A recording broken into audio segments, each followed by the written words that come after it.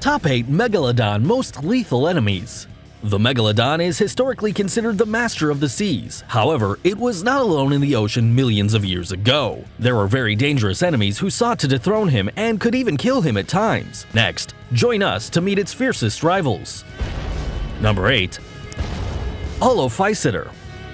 It is an extinct genus of sperm whale that lived during the Miocene, a time when the Megalodon was already imposing in all seas of the planet. Its remains were found on the North American coasts and in the Patagonian region of South America, but they are not necessarily places where it lived. It was related to other predatory whales like the Acrophyseter. However, there were those who had a resemblance to some fossils found in the Orosiderocetus genus. The Alopias had a length of approximately 20 feet and an estimated weight of just over 2,400 pounds. Their average lifespan was up to 60 years, in such a way that they fed themselves, probably evading or surviving many times the gigantic shark dominating the prehistoric waters. It was known as a great hunter of marine mammals and swimming in groups in order to form defensive blocks and create repel attacks against the largest beasts. It is clear to the naked eye that, regarding the dimensions, the Megalodon has a great advantage, but Alopias, a considerable predator, must have been a pain in the butt. Really annoying to anyone. Number 7. Cetotherium. Its name means whale beast, and it is a disappeared genus of Mysticeti cetacean linked with modern whales. It had a considerable length of 39.5 feet and was a predator of pointy and fearsome teeth, which it used to annihilate its favorite prey like fish and even other marine mammals. It lived during the Middle Miocene and early Pliocene in Eurasia and North America. Comparing their sizes, the Cetotherium definitely made the colossal 65.5-foot-long Megalodon vulnerable. However, before a full developed one between 56 and 52 feet in length, it could be a victim, although it would have given a fierce fight. Its instinct would lead it to want to get rid of its way it is before a lethal threat.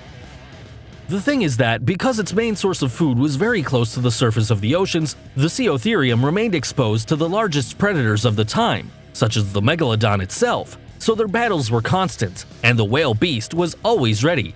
Oh yeah! Number 6. Albicettus. It is a genus of extinct sperm whale that lived about 15 million years ago in the Middle Miocene. In 1909, it was discovered in Santa Barbara, California, where it is presumed to be a native. Years later, it would erroneously be classified as belonging to the Ontocetus genus, which referred to ancient walruses. However, they renamed it Albicettus, whose meaning is white whale. This is in reference to Moby Dick, the classic novel by the American writer Herman Melville, based on Captain Ahab's obsession with hunting a huge white sperm whale. What an inspiration! It had an estimated length of 26.2 feet, and although it was smaller than the Cetotherium, its sharp teeth and bulky body made it a predator ready for any type of combat in the waters of the Pacific. Against the Megalodon? Probably a great challenge, although, in short, we believe that he would have taken great pains to avoid it most of the time. And who doesn't? Number 5. Brigmophyseter shagensis. It is a species of extinct Odontoceti cetacean, which means jagged, that lived during the Miocene in Japanese waters. Well, it's believed that it also lived in all the oceans of the time. It is known as the teething sperm whale due to its formidable jaws with very long teeth similar to those of the Tyrannosaurus rex, with which it preyed on fish, pinnipeds, giant squids, and other cetaceans as part of its diet. In addition, it is said that it could have used echolocation to locate and disorient its prey in deep waters. Paleontologists calculated that it could have reached 39.5 feet in length, which is a little more than the current killer whales. The Brigmophyseter had the intelligence to take precautions and move in groups in case of any threat. Its head was used to ram its most potential rivals, so a team effort would have favored them for a better defense against enemy attacks. The Megalodon was surely capable of facing the collective supremacy of these marine creatures. A battle between the two must have been a spectacle. Can you imagine it? Better not to. Here, we show you how the duel was recreated in a chapter of the documentary series Jurassic Fight Club on the History Channel. Look, it's really shocking. Number 4. Rhamphosaucius. Called crocodile snout or crocodile with beak, it is an extinct crocodilian genus, whose appearance resembles the modern Malaysian false gavial. Why? Because its snout is proportionately thin and elongated compared to others. It lived during the Miocene in what is now the Indian subcontinent, and it is not known its preferences to navigate. It could inhabit rivers but also venture to submerge the seas, since using its large size calculated at approximately 49 feet long, it went fearlessly in search of its food, which was based on aquatic mammals and big fish. It is perhaps in this routine that he was able to run into the dreaded Megalodon, contesting a titanic battle between one of the greatest reptiles ever seen and the most gigantic shark in history. Extraordinary, right? Face to face, two beasts with the most lethal bites. Incredible! Now, a huge alligator called Pyrosaurus, who also lived during this era, was considered one of the largest crocodiles for its longitudinal similarity to the Rhamphosauchus. And, like this one, it could be in the same conditions on the other side of the world, precisely in South America against the Megalodon. Number 3. Zygophyseter varolei. It is another of the extinct Odontoceti belonging to the sperm whale family.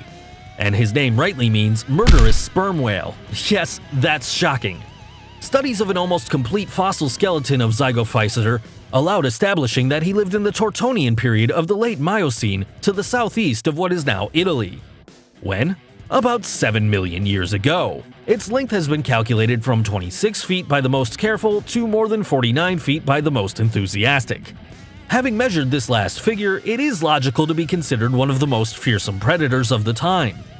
As well as its fierce attitude, its imposing body, a well-developed spermaceti organ, and his terrifying teeth of both jaws made him a devourer of large marine prey.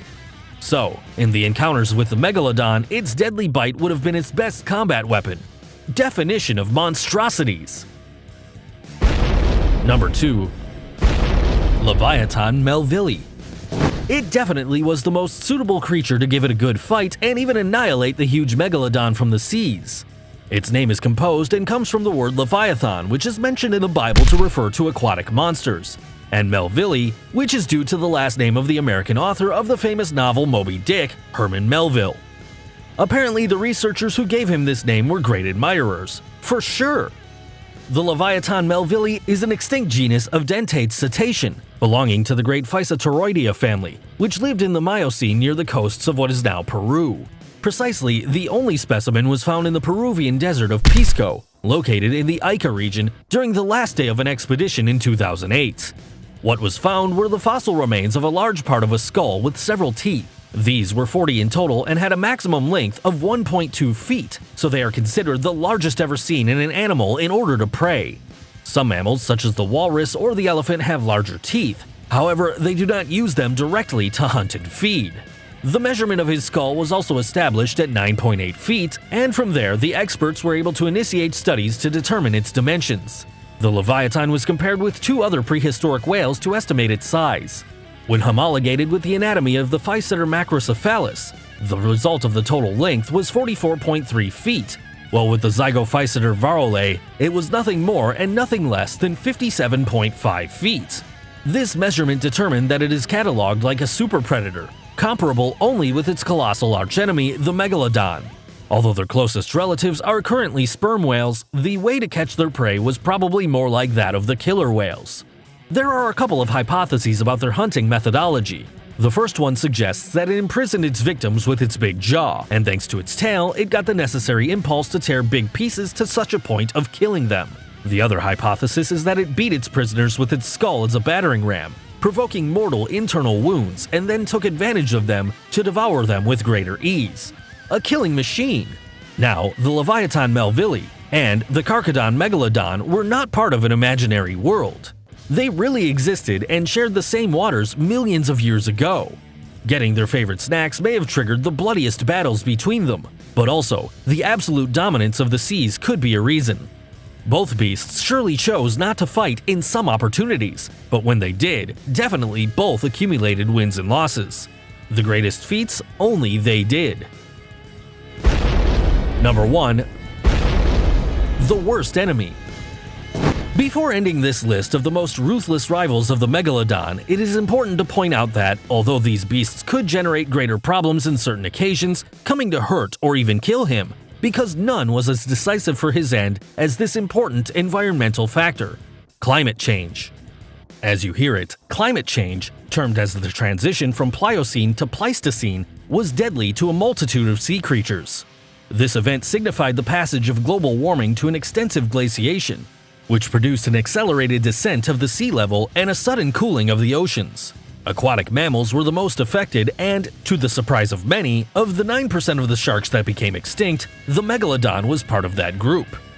A study conducted by a group of researchers from the University of Zurich that was later published in the scientific journal Nature, Ecology, and Evolution held that the loss of biodiversity in coastal habitats, driven by the retreat of the waters, was enough to generate a massive extinction of marine species, of which even the great megalodon, weighing approximately 70 tons, could not escape. What a superpredator did not achieve, nature did. If you were also amazed with these lethal enemies of the King of the Seas, click like, subscribe to the channel, and activate notifications so you don't miss a single video. Until next time, friends!